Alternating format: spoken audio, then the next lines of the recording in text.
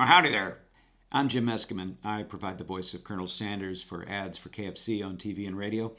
As you know, many people in western Kentucky were recently affected by devastating tornadoes.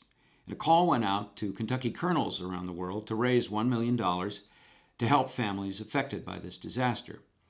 Now, I'm not a for real Kentucky colonel, but I play one on TV, so I guess that makes me responsible. So I'm donating to help families, and I hope that you too will today make a contribution to the Western Kentucky Tornado Relief Fund.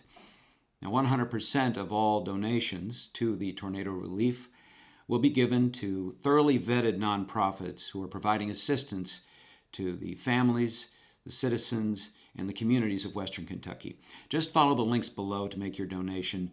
Thank you very much. I know the people of Kentucky will appreciate it. And anyway, that's what people do on the holidays, right? We help one another. Thanks a lot.